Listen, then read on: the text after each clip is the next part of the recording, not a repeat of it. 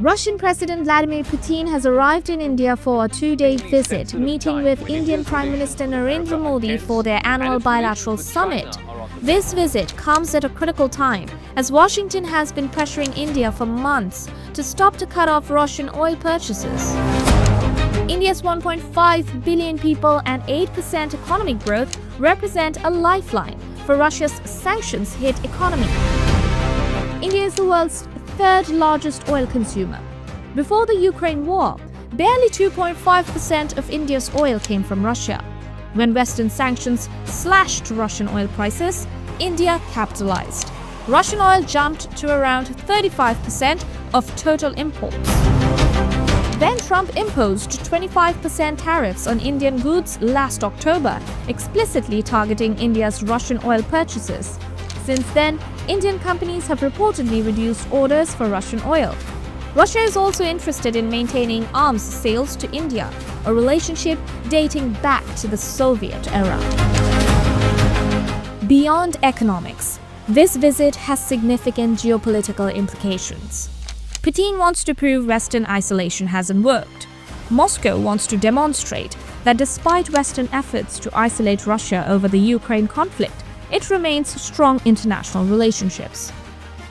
By standing beside Modi, Putin sends a clear message. Russia still has powerful friends. Moscow promotes what it calls a multipolar world, code for resisting Western dominance. Russia boasts about its special and privileged strategic partnership with India, a stark contrast to its completely severed ties with Europe. According to Russian media observers, the Kremlin is trying to recreate Soviet-era influence in Asia while burning bridges with the West. Modi faces a difficult test.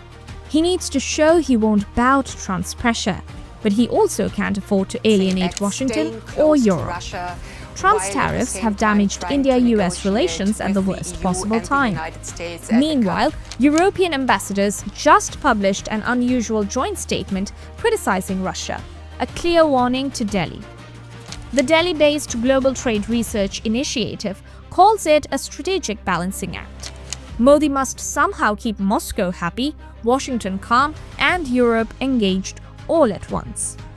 There's also the awkward trade imbalance. India-Russia trade hit $68.72 billion by March 2025, up from just $8.1 billion in 2020, but it's overwhelmingly skewed toward Russia. Defense adds another layer of complexity.